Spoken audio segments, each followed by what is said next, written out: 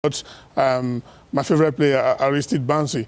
And, you know, if he needs to try and get a goal, he might push one or two of those ones. But as it stands right now, he knows the Algerians are dangerous. He's going to try his very best to keep it that way.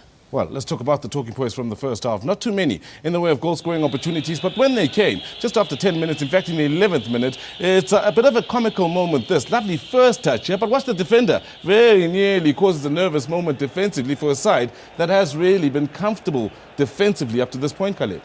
Yeah, obviously they on the left of Algerian, the back right of Burkina Faso just crossed the ball there.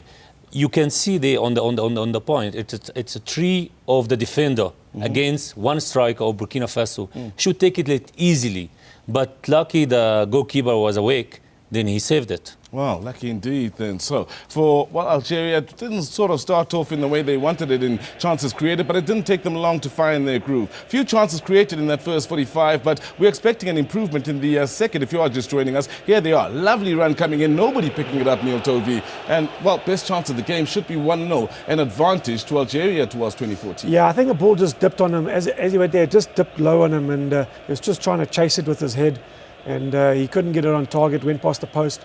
But there you see one lapse in concentration by Burkina Faso. Never closed the wide player down. He was able to get his cross in. And then obviously the slack marking in defence. Well, Slimani, the man with the opportunity on that occasion, there was one more we're speaking about. It's not really about a chance at goal, more than nervousness caused in defence here for the Burkina Faso by Algeria. And for Algeria, they need more than moments like this. They need clear-cut chances, something they haven't created all too much of in Mecca. Yeah, they need to find, I mean, Fegoulia, I expect, you know, to use a lot more of his abilities, you know, carve out chances, you know. But, you know, the way it is, when you have a compact team, you see that you try and spread wide, see if you can use the wings. You know, as it stands right now, they're going to be looking for half chances as it is, and half chances, someone will always clear. Set the tone for me here, Emeka. Predictions, we didn't get them before the game. It's still 0-0, still evenly poised. What do you think? Quick one. I think it will end in a draw. With who going through? Burkina Faso will go through. There you have it. Neil Tofi, your thoughts? I'm going to go for Algeria 1-0 win. I think it'll come from a free kick or and in so set piece. Algeria pushing through to the World Cup. Yeah. 2-0 to Algeria. 2-0 to Algeria. So, if 2 out of the 3 are right, that means we'll have the same qualifying nations for the 2014 FIFA World Cup as we did in Africa's World Cup here during the 2010 World Cup here in South Africa. And of course, we saw the Ghanaians doing exceptionally well in that World Cup. But we are finding out the last of the 5, the big 5, as we like to call them out in this continent. No goals as yet. Keep in mind, if you haven't kept abreast with how things have fared in these World Cup qualifiers, the playoff round here in Africa is 3-2 in favour of Burkina Faso. Burkina Faso with a toe in Brazil as things stand. Let's find out what happens in the second half.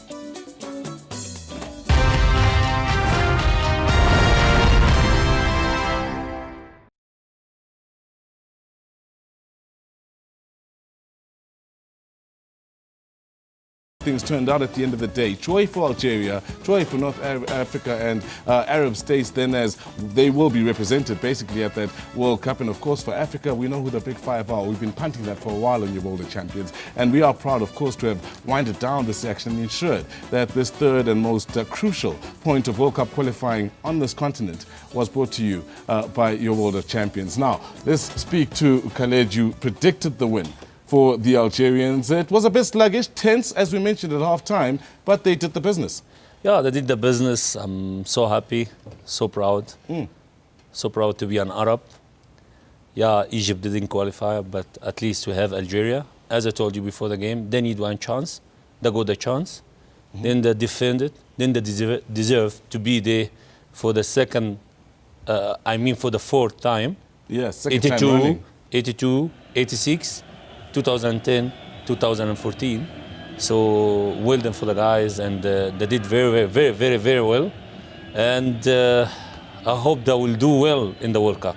Now, looking back at those scenes now, those are currently the scenes out at the Mustafa Chakir Stadium in Blida, Algeria. It's about 45 or so minutes from Algiers, the capital city. They'll be celebrating all around the world in, those that, of course, hail from Algeria. I'm wondering if Zidane will be amongst those celebrating. Chances are he'll be, of course, celebrating. He's got some roots that tie him to Algeria, of course. Now, Neil Tovi, tense game here. for Burkina Faso. They seemed to come alive later on after conceding the goal.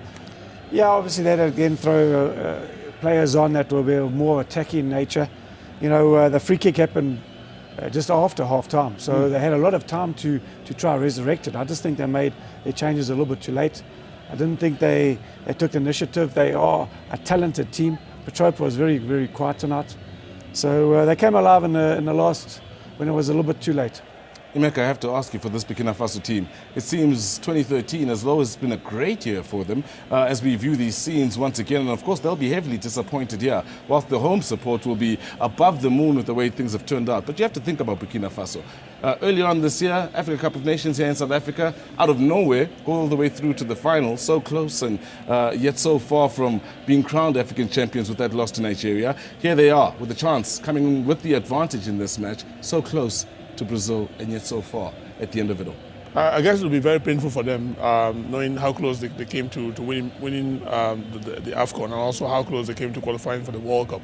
But someone has to go to the World Cup, and I think on the strength of the play, Algeria deserved to go because they had their game plan, they got their goal, they defended very well, and I think I saw a lot in the Algerian team in the second half that wasn't there in the first half, which should that maybe they will do better in the World Cup, because in the World Cup you need to be tactically disciplined, and I think to a large extent they held their own. Burkina Faso, like Ethiopia, if they can keep their team together, keep their coach. Biggest problem in Africa is we always like to sack coaches and replace coaches. In the months leading up to the World so Cup. now they built a very formidable team. Maybe they can learn from the experience of this particular one and start working towards the next AFCON, the next World Cup. They've got a very, very young team, maybe one or two old players, but they're physically very, very big and strong team. They played very well, and I think that maybe, like Neil said, if they had made those substitutions a bit earlier and pushed for it, you saw how they even hit the post. They probably could have taken this game like Ivory Coast did.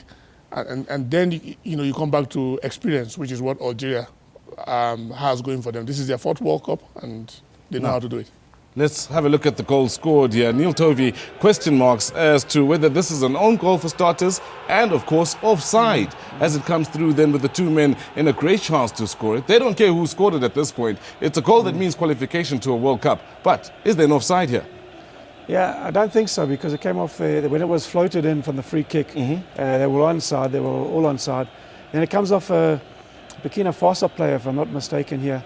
Actually, comes off his head. that's It true. doesn't come off their head. So then it gets a scramble, and then they blast it against his head into anybody. the net.